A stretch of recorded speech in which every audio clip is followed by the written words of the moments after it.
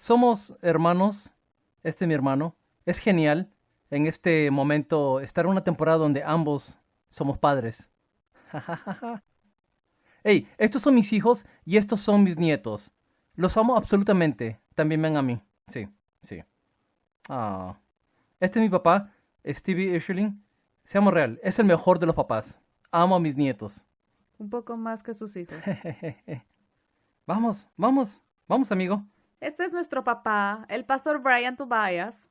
Sí, trabaja bien duro y es súper cariñoso. Mi papá es gracioso, considerado y amoroso. Me vas a ¿Ah? hacer llorar. Fuerte, motivador. Te he dicho que guapo. Supongo que guapo. Increíble, gracioso e irresponsable. ¡Ey! ¿A dónde vas? Mi bebé. Te amo. En cuanto a los chicos, es intimidante. Rastas o sin ellas es... es intimidante, es intimidante. Trajiste mi cabello en esto. Me encanta cuando juegas duro conmigo. Duro, jugamos duro. Luchamos. Por favor no se caigan, por favor no se caigan, por favor no se caigan. Me encanta pasar tiempo con la familia. Cuanto más envejezco, más importante se vuelve. Solo me encanta el hecho que no solo puedo ser un papá, sino un abuelo. Te queremos, papá. Oh, Feliz Día del Padre. te queremos, papá. Ah, me encanta ver el increíble papá que eres. Estoy orgulloso de ti. Feliz Día del Padre, Dios mío. Los quiero, chicos. Feliz día del padre. Ah, di te quiero. Te quiero, papi. Oh, feliz día del padre a todos los padres.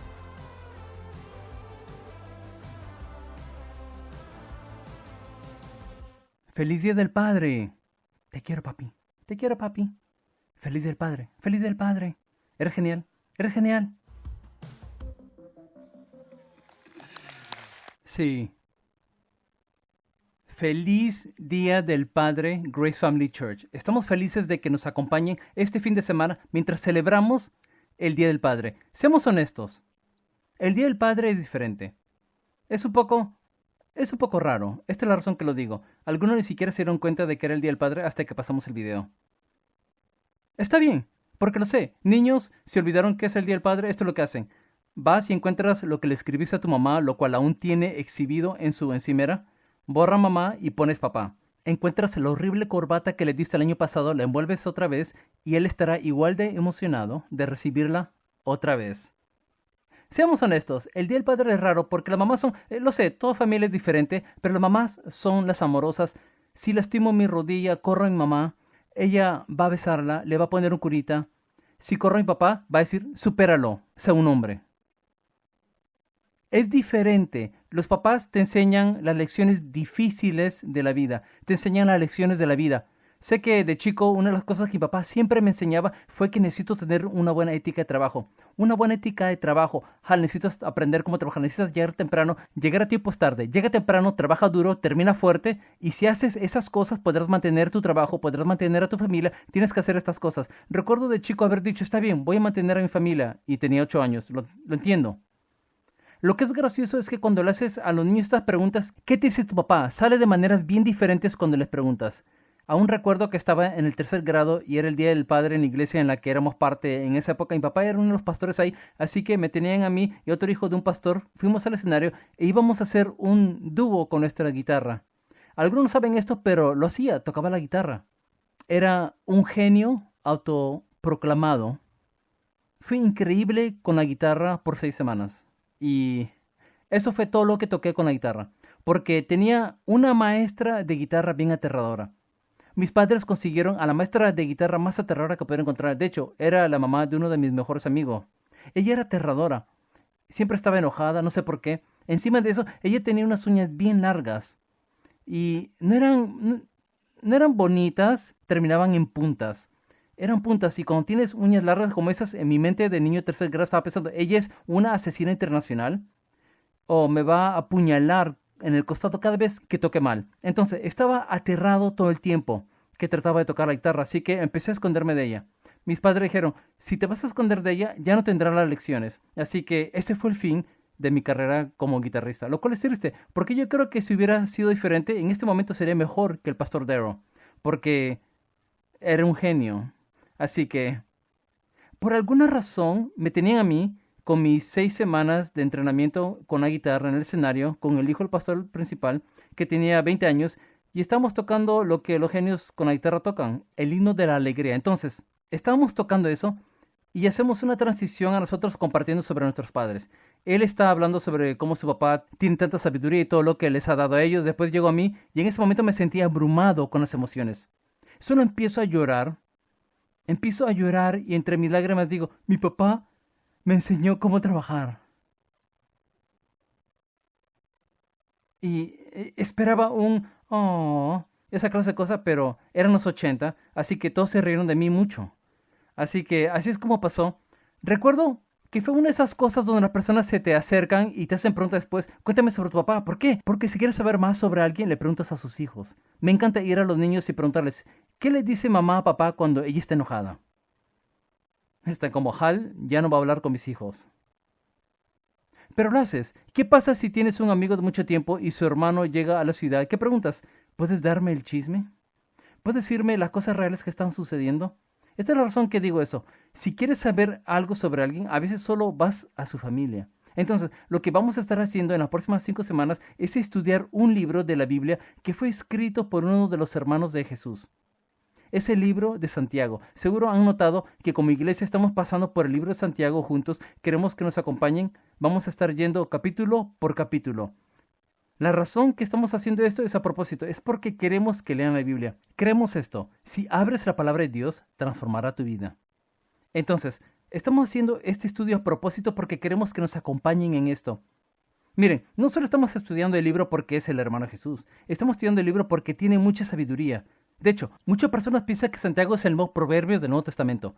Algunas personas piensan el Sermón en el Monte, el cual es una de las enseñanzas más famosas de Jesús. Las personas creen que él tomó esa enseñanza y la convirtió en aplicación.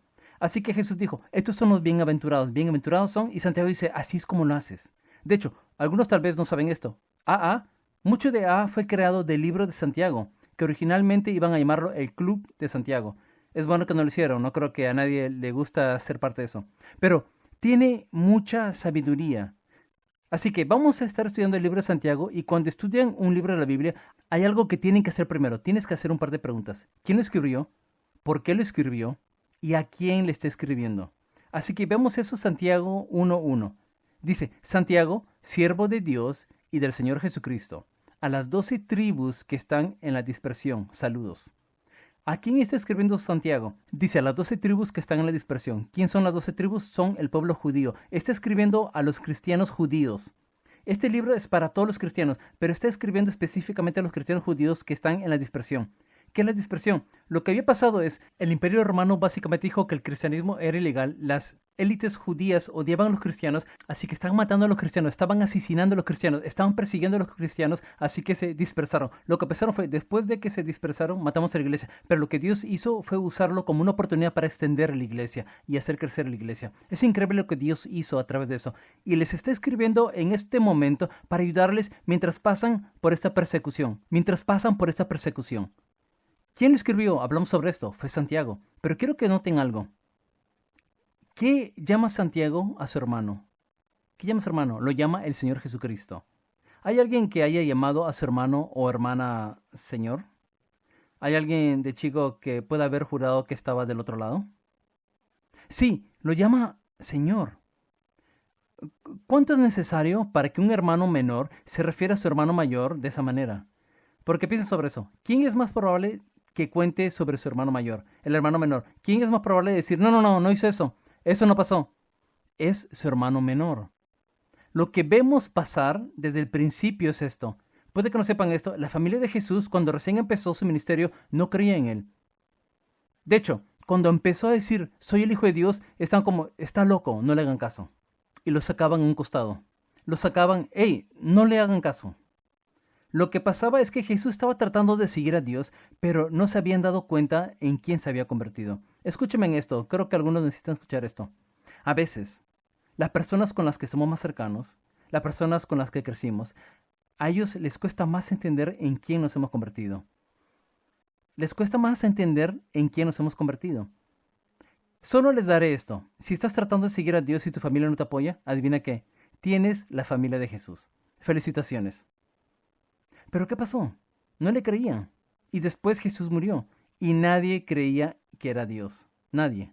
Pero después resucitó. Empieza a visitar a todos sus seguidores, más de 500 personas al mismo tiempo. Vemos en 1 Corintios, visita a Santiago. Y no sabemos toda la conversación, pero espero que en ese momento Santiago dijo, lo siento. Estaba equivocado. Porque vemos la vida de Santiago cambiar.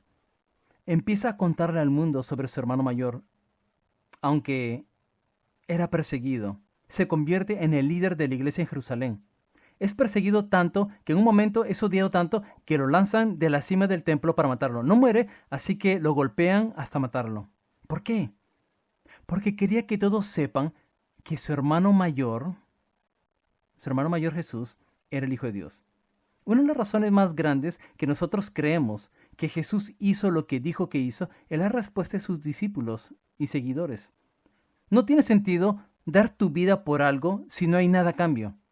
Cuando estaban siguiendo a Dios, no recibían fama, recompensas, dinero o riquezas. ¿Qué recibían? Un letrero de "se busca" con su foto. Pero entendían que si las personas supieran lo que Jesús hizo, cambiaría sus vidas. Cambiaría sus vidas. Así que Santiago literalmente va de no creer que Jesús es quien dice ser, a morir por él. A morir por él. De hecho, lo vemos vivir su vida para Jesús. Tenía un par de apodos. El primero fue Santiago el Justo. Fue un hombre que hacía la cosa correcta todo el tiempo. También lo llamaban, este seguro es su apodo menos popular, que no le gusta. Fue llamado Rodillas de Camello. La razón que lo llamaban Rodillas de Camello es porque pasaba tanto tiempo orando que sus rodillas estaban destrozadas. Quiero que piensen sobre esto por un segundo. ¿Quién conocía muy bien a Jesús? Santiago. Lo conocía muy bien. Pero aún así sentía la necesidad de orar todos los días. Sentía la necesidad, entendía que la única manera de pasar esta vida, la única manera de hacer las cosas que soy llamado a hacer y tomar las decisiones correctas, es si tengo una relación diaria con Dios. Y lo hizo, porque entendía, estamos bajo persecución, hay dificultades, hay problemas. En la primera parte de Santiago, eso es exactamente de lo que habla. Dice, ¿cómo respondemos cuando las cosas no van como queremos? ¿Cómo respondemos en medio de problemas, pruebas y persecución? Santiago empieza en el versículo 2 con una palabra que no esperamos. Dice esto, tengan por sumo gozo. Gozo. ¿Podemos estar de acuerdo que el mundo necesita más gozo? Dice, tengan por sumo gozo, hermanos míos. ¿Por qué dice hermanos míos? Porque nos está recordando, hey, aunque tu familia no esté apoyándote, tienes una familia nueva con Cristo. Todos estamos en esto juntos. Dice, cuando se hallen en diversas pruebas, cuando dice pruebas, quiere decir problemas. Pruebas, tentaciones, cuando se hallan en estas cosas, tengan gozo, sabiendo que la prueba de su fe produce paciencia. Y que la paciencia tenga su perfecto resultado para que sean perfectos y completos sin que nada les falte. Dice, tengan por sumo gozo cuando se hallen en problemas y pruebas. No voy a hablar sobre de dónde vienen las pruebas y problemas. El pastor Craig hizo un increíble mensaje llamado Cuando los problemas llegan a ti. Puedes regresar y escucharlo. Hablo sobre cómo a veces nuestros problemas son porque nosotros los causamos. A veces son porque otras personas los causan. A veces son porque tenemos un enemigo que está trabajando contra nosotros. Y a veces Dios permite que cosas entren en nuestra vida para que podamos caminar atrás de ellas. No vamos a hablar sobre por qué los tenemos, sino qué hacemos cuando estamos en medio de ellos. ¿Qué hacemos cuando estamos en medio de eso? Lo que me encanta es esto. Santiago usa la palabra pruebas. Pruebas. Esta es la razón que me encanta eso. Es porque en mi lado, cuando escucho la palabra pruebas, me doy cuenta de esto. Hay algo al otro lado. Hay algo que yo necesito aprender, algo que yo necesito entender, algo que yo necesito hacer. Si hago eso, entiendo que llego al otro lado. Santiago quiere que entendamos que la vida es una prueba y la clase siempre está en sesión. Y todos tenemos algo que aprender y todos tenemos algo que madurar. El problema con el versículo para nosotros no es el hecho que nos dice que vamos a tener problemas. ¿Cuál es el problema que tenemos con el versículo? Tengan por sumo gozo. Suena raro. Suena como si nos dice que tengamos una emoción. ¡Hey! Sé feliz sobre esto. Me recuerda de cuando era niño. Recuerdo que mis padres me decían, después de haber tenido una mala actitud, pero tenemos que estar en público, ¿qué decía tu papá? Cambia tu cara. Estaba como, cambia mi cara. Pensé que era bien raro y después se lo dije a mis hijos. Fue una cosa que mi papá siempre me decía, mira, no puedes controlar las emociones que tienes, pero puedes controlar tu actitud. Puedes controlar tu mentalidad. Cuando hablamos sobre gozo, no estamos hablando sobre esta emoción que puede venir e irse, estamos hablando sobre una mentalidad. El gozo es una mentalidad centrada en un futuro con Dios. Es entender que puedo caminar en esta vida con Dios y Él tiene algo para mí en la eternidad. ¿Cómo tengo gozo en esta prueba? Entiendo que Dios está caminando conmigo, entiendo lo grande que mi Dios es y las promesas que ha hecho para mí. Romanos 8:28 es una promesa a la cual todos debemos aferrarnos en medio de una prueba. Dice esto, y sabemos que para los que aman a Dios, todas las cosas cooperan para bien. Esto es para los que son llamados conforme a su propósito. ¿Qué está diciendo? Dice, hey, si caminas con Dios, Dios toma la cosa por la que estás caminando y la convertirá en algo bueno. La convertirá en algo mejor. Te hará mejor por causa de eso. Sé que esto es cierto porque he visto a personas caminar por cosas que ellos no se merecían, que yo no sé por qué les sucedió, pero de alguna manera al otro lado Dios los sanó y los hizo completos y les dio una plataforma para ayudar a otras personas. He visto personas que están bien lejos de Dios, que en medio de una prueba decidieron apoyarse de Dios y al final de la prueba están más cerca de Dios que nunca. Sé que en mi propia vida, seamos honestos, ¿cuándo crecemos más? ¿Cuando las cosas son fáciles? No. Es cuando las cosas son difíciles, cuando no tenemos otra opción que apoyarnos de Dios. Apoyarnos de Dios. Dios nos promete que hará algo con nuestra prueba, nos hará mejores, pero no solo eso, también promete que algún día no tendremos más pruebas, que algún día viviremos una existencia perfecta. En Colosenses 3 dice esto, si ustedes pues han resucitado con Cristo, eso significa, si eres un cristiano, busquen las cosas de arriba donde está Cristo sentado a la diestra de Dios. Esto es, mira al cielo, pongan la mira en las cosas de arriba, no en las de la tierra, porque ustedes han muerto y su vida está escondida con Cristo en Dios. Cuando Cristo en nuestra vida sea manifestado, entonces ustedes también serán manifestados con Él en gloria. Nos está recordando que tenemos algo mejor esperándonos. Así que no debemos tener una mentalidad terrenal, sino una mentalidad celestial. Pero déjeme explicar algo bien rápido. Tener una mentalidad celestial no es caminar mirando el mundo diciendo, espero que Jesús regrese pronto. Eso es depresión cristiana. Eso no es una mentalidad celestial. De hecho, esto es lo que Jesús dijo. Hey, cuando se den cuenta que el final está cerca, su respuesta no es estar preocupado sobre eso. Su respuesta no es ser consumado por eso. Su respuesta es vivir el Evangelio y dejar que todos sepan quién Él es. Es difundir su palabra. Dice, quiero que sepan que algún día todo lo que está mal en este mundo, todas las pruebas, todos los problemas, todos los cánceres, todas las enfermedades, todas las elecciones, no habrá más y la perfección es lo que quedará. Ahí es de donde el gozo viene. Es una mentalidad entendiendo lo grande que nuestro Dios es y lo que nos promete. Así que podemos tener gozo gracias a eso. También podemos tener gozo en las pruebas por la razón que tal vez no pensamos que es una buena razón, pero lo es. Las pruebas exponen nuestro verdadero yo. Las pruebas exponen nuestro verdadero yo. Porque, ¿qué pasa cuando pasamos por una prueba? Tendemos a responder de maneras donde estamos como, ¿de dónde vino eso? A veces es bueno, a veces es malo. A veces dices, no sé de dónde vino eso. Expone algo en lo que necesito trabajar. A veces respondo de la manera correcta y estoy como, oh, lo hice. Eso es genial. Expone, esto es lo que hace. Expone quién o qué vemos como Dios. Porque cuando las pruebas vienen, eso es en lo que nos apoyamos. El problema es que varias veces las pruebas que nos golpean las cosas en las que nos apoyamos y se sacuden. Y nos damos cuenta que nuestro Dios es el único que no puede ser sacudido. Exponen eso, no solo nos exponen a nosotros, exponen a las personas que nos rodean. ¿Alguna vez has estado en medio de eso? Y las personas que pensaste que se quedarían no lo hacen. Y las personas que nunca pensaste que entrarían en eso lo hacen. Eso es un regalo. Es entender quién realmente está contigo. Te expone a ti y tus deseos, pero al mismo tiempo te ayuda a entender quién está de tu lado. Más importante que eso, las pruebas nos recuerdan que el mundo está roto, que necesita ser reparado, pero el único que puede repararlo es Dios. Pruebas. Es una prueba. Tenemos algo que aprender en toda prueba. El problema es que varias veces tenemos estos mecanismos de afrontamiento o personalidades de afrontamiento que causan que fallemos la prueba. Miren, cuando mencione esto, no estoy pidiendo que levanten sus manos, ¿está bien? Por favor, no levanten la mano de su cónyuge cuando los escuchen. Pero así es como muchos de nosotros respondemos. Para algunos, nuestra personalidad de afrontamiento es, nos convertimos en un evitador. Nada está pasando, nada está mal, no lo vi, no está pasando. Nada, no lo veo. No está pasando, no necesitamos lidiar con eso. O nos convertimos bien santos y decimos, se lo entregué a Dios. No, no está lidiando con esto. Y evitamos los problemas. ¿Saben cuál es el problema con evitar los problemas? Se acumulan, se hacen más grandes. Y cada vez que miramos nos damos cuenta de lo grande que son y solo los evitamos más. ¿Qué necesita hacer alguien que los evita? Necesita apoyarse en Dios.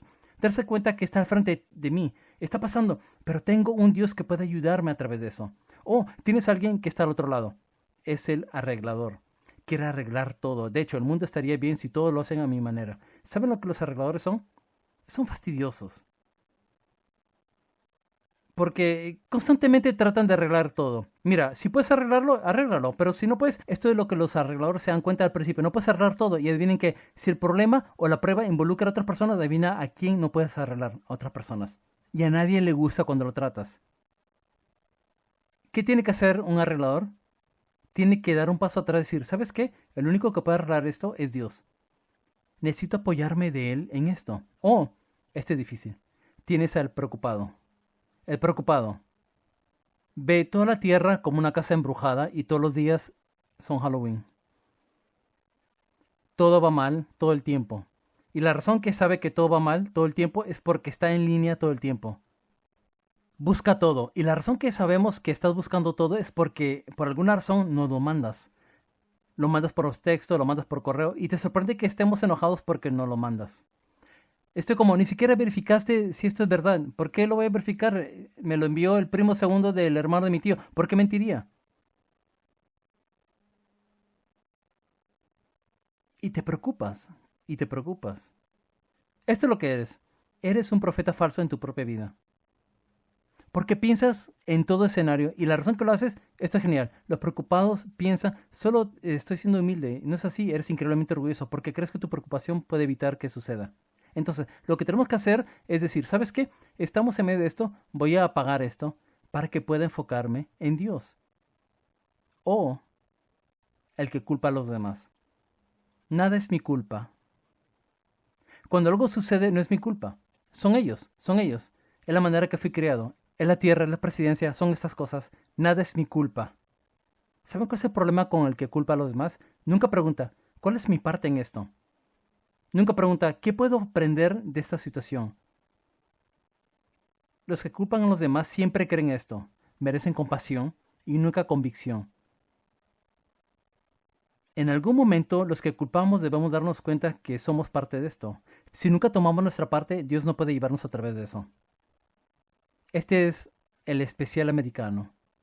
Es el rebelde. Esto es lo que el rebelde es. Es, me pasó algo malo y por causa de eso puedo hacer esto.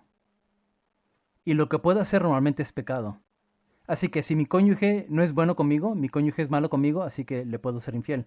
Mis hijos no me prestan atención, no me escuchan, así que puedo abandonarlos.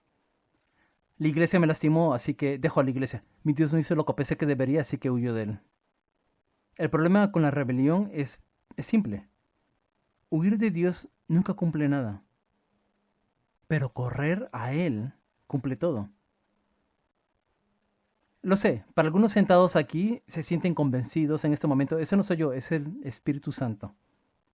No digo que sus problemas son pequeños. No digo eso. Lo que sí digo es esto. Culpar, rebelarse y evadir nunca te ayuda a superar la prueba.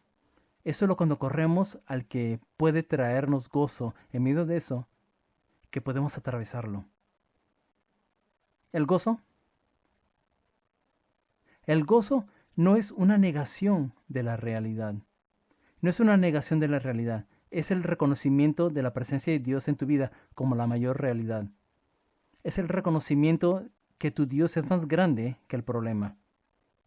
Que es más grande que todo lo que enfrentas. Podemos tener gozo porque nuestro Dios es más grande, porque tiene un plan, porque lo ha prometido a nosotros. Y necesitamos gozo en las pruebas. Necesitamos gozo porque si no lo tenemos, no continuaremos luchando. No lo haremos. De hecho, déjeme decirlo así, y este es el problema. Cuando dejamos de luchar, cuando dejamos de soportar, escúcheme esto, dejamos de madurar. Cuando dejamos de soportar, dejamos de madurar. De hecho, si hablan con consejeros de adictos, les dirán esto. Es una locura cuando alguien empieza una adicción. Varias veces lo que pasa en ese momento, su madurez emocional se detiene. Así que tienes a alguien que empieza una adicción a los 16 años y para cuando tiene 40, pero aún tiene la madurez de alguien de 16 años. Esta es la razón que digo que eso es una locura. Dices, pero no soy un adicto. Mire, nos automedicamos con todo ahora. Hay mucho con que automedicarte. Hay entretenimiento, hay celulares, redes sociales, hay drogas, alcohol y muchas cosas. Tenemos la habilidad en cualquier momento de decir, no quiero sentir esa emoción, así que voy a adormecerme. No quiero pasar por esto, así que no voy a pensar sobre esto. Lo que hacemos es lastimarnos a nosotros mismos y no nos damos cuenta. Porque mientras nos adormecemos, los problemas están acumulándose. Mientras estamos adormeciéndonos, no estamos madurando, no estamos creciendo. Dios no está convirtiéndonos en una mejor persona. Lo que sucede es que en algún momento paramos de adormecernos y miramos los problemas a nuestro alrededor y nos volvemos catatónicos y congelados en el mismo lugar, porque no podemos creer a qué ha llegado. Dios nos promete, puedo darte una mentalidad diferente en medio de eso. Puedo darte una perspectiva diferente. Puedo ayudarte a darte cuenta de que esta prueba, este problema, aunque no sea tu culpa, puede traer algo bueno. Encima de eso, algún día pasará la eternidad conmigo, lo cual es mucho más larga que esta vida en la tierra. Dios nos da gozo en medio de eso, pero no solo nos mantiene en medio de eso, también nos da una manera de atravesarlo. Vemos esto en Santiago 1.5, dice esto, y si a alguno de ustedes le falta sabiduría, que se la pida a Dios. Ahora, esto es un poco irónico, porque todos necesitamos sabiduría. Todos necesitamos sabiduría. Dice que se la pida a Dios quien da a todos abundantemente y sin reproche y le será dada. Esto es una promesa. Si le pides sabiduría a Dios, te la dará. Pero que pida con fe, sin dudar, porque el que duda es semejante a la ola del mar impulsada por el viento y echada de una parte a otra. No piense pues ese hombre que recibirá cosa alguna del Señor, siendo hombre de doble ánimo, inestable en todos sus caminos. Lo cual significa esto, no hagas esto. Dios, necesito sabiduría para ti, pero esta persona está de acuerdo conmigo. Dios, necesito sabiduría para ti, pero necesito saber lo que dicen en línea. Dios, necesito sabiduría para ti, pero también voy a buscarla en otro lado. Si hacemos eso, Dios está como, no, no va a pasar. Pero cuando tenemos el entendimiento que Dios puede darnos una sabiduría especial, nos la dará. Nos dará sabiduría. Necesito que entendamos que hay una diferencia entre la sabiduría y el conocimiento. Creo que varias veces confundimos esos dos. Hay mucha información en el mundo en este momento. De hecho, dicen que está duplicándose cada año. Así que hay una cantidad desbordante de conocimiento en el mundo en este momento. Pero hay una escasez de sabiduría. Hay una escasez de sabiduría. El conocimiento y la sabiduría son diferentes. El conocimiento es saber la verdad. La sabiduría es saber qué hacer con eso. El conocimiento llena bibliotecas. La sabiduría llena vidas. El conocimiento te dice qué creer. La sabiduría te dice cómo comportarte. El conocimiento encuentra el problema, la sabiduría encuentra la solución. Creo que para los cristianos en especial necesitamos saber esto. El conocimiento nos da información. La sabiduría conduce a la transformación. ¿Por qué es la transformación tan importante? Porque varias veces para pasar por la prueba necesitamos cambiarnos a nosotros mismos. Continuamos haciendo la misma cosa una y otra vez y nos preguntamos ¿por qué nunca nos graduamos? ¿Por qué nunca avanzamos? ¿Por qué nunca maduramos? Dios dice, no, necesito cambiarte a ti. Y nos da la sabiduría para transformar y cambiarnos en algo nuevo. Esta es mi pregunta. ¿Estás buscando conocimiento o sabiduría? Porque creo que la búsqueda del conocimiento te alejará de la sabiduría. Nos alejará de la sabiduría. Y sabemos esto porque todos conocemos a alguien que es increíblemente inteligente, pero en cuanto las cosas van mal, enloquecen. ¿Por qué? Porque tiene mucho conocimiento, pero poca sabiduría. La sabiduría es lo que lo pone en su lugar. Es así. Recuerdo antes de casarme, vi las estadísticas del divorcio y me asustó un poco. Así que leí como 6 o 7 libros sobre el matrimonio. Le dije, papá, leí 6 a 7 libros sobre el matrimonio y se rió de mí. Estaba como, ¿por qué? No es que no quería que mi matrimonio funcione. Dijo, Hal, mira, entiende esto. Es bueno, pero hay una gran diferencia entre leer un libro sobre el matrimonio y ponerlo en práctica. ¿Por qué? ¿Saben esto? Es bien diferente tomar el conocimiento de un libro y aplicarlo a tu cónyuge y tu relación. y tener la sabiduría y entendimiento de cuándo mencionar el problema, cuándo mencionar la cosa y cómo pasar por eso. Es lo mismo cuando tuviste hijos. Todos nosotros cuando llegamos a un problema con los hijos, ¿qué hacemos? Leemos un libro sobre eso. ¿Cambió tu manera de criarlos? Es difícil, ¿cierto? Porque todo niño es diferente. De hecho, es irritante. Una de las cosas más irritantes sobre los hijos es que el primer hijo no te preparó para el segundo hijo. Algunos de ustedes son el segundo hijo y te preguntas por qué tus padres están tan enojados contigo. No es tu culpa, solo no eres el primer hijo. Pero lo sabemos porque todos son diferentes. La información es una cosa, pero la sabiduría es la que nos ayuda a tomar el paso correcto. Y tenemos una fuente de sabiduría a la cual tenemos que conectarnos. ¿Cuál es nuestra fuente de sabiduría? Es el Espíritu Santo. Nuestra fuente de sabiduría es el Espíritu Santo. ¿Cómo el Espíritu Santo nos da sabiduría en nuestra vida? Hay un par de maneras diferentes. Uno es a través de la oración. Hablamos sobre Santiago. Pasó tanto tiempo en oración. Es a través de la palabra de Dios. ¿Cierto? Cuando leemos la palabra de Dios, estamos escuchando de Dios. Es a través de la iglesia, es a través de otras personas piadosas. Y si no tenemos esas cosas en nuestra vida o no hacemos esas cosas, nos faltará sabiduría en la vida. Y estaba pensando sobre esto. Antes del mensaje estaba como, deseo que nosotros como iglesia pensemos por adelantado y hagamos algo que nos permita hacer todas esas cosas al mismo tiempo. Que te permita, si nunca has leído la Biblia, de pasar por un guía que te ayude a entenderlo y hacer preguntas. Si no entendiste lo que estaba pasando, puede ser un grupo pequeño que por alguna razón empezamos en medio del verano, solo para que puedas hacer preguntas. Si no tienes otra información, puedes escuchar el mensaje del fin de semana que fue sobre el mismo tema que estás leyendo y también escuchar otras enseñanzas que estaban pasando en ese grupo pequeño. Deseo que hayamos hecho eso. Es sarcasmo. Lo tengo en mis manos al mismo tiempo. Es por eso que estamos haciendo esto. No es un error. No es un error. Queremos que nos acompañes. Miren, es así. Va a haber toda clase de excusas para no hacerlo. Algunos ya han perdido su libro. Está bien. Vamos a estar en línea con esto. Va a haber guías en línea. Así que puedes acompañarnos en cualquier momento. Pero esto es lo que sabemos. La Biblia es poderosa, pero no tiene poder si no la abres. La iglesia es poderosa, pero no hay poder a menos que seas parte de ella y te unes a ella. Chicos, tenemos la habilidad de conectarnos a la sabiduría de Dios, pero tenemos que dar el próximo paso. Esta es mi pregunta para ustedes. ¿Cómo prefieres empezar tu día? ¿Con sabiduría piadosa de su palabra? ¿O con miedo e información al azar que no necesitas de tu celular? Seré honesto, empiezo con mi celular más de lo que debo. Solo quiero dar un pequeño reto. Miren, esto es para todos los padres, pero solo quiero hablar con los papás y esposos aquí. Porque somos llamados a ser los líderes espirituales de nuestra familia. Para algunas personas esto se vuelve confuso y pensamos, eso es alguna clase de dictador, yo diciéndole a mi familia qué hacer, pero no es así. De hecho, lo que Dios nos llama a hacer es ser el ejemplo. Caminar a través de la vida como queremos que nuestros hijos y familias caminen. Eso es como, Hal, mi familia nunca ha hecho esto antes, empieza ahora. Empieza ahora. Camina a través de esto con tus hijos. Camina a través de este estudio con tu cónyuge.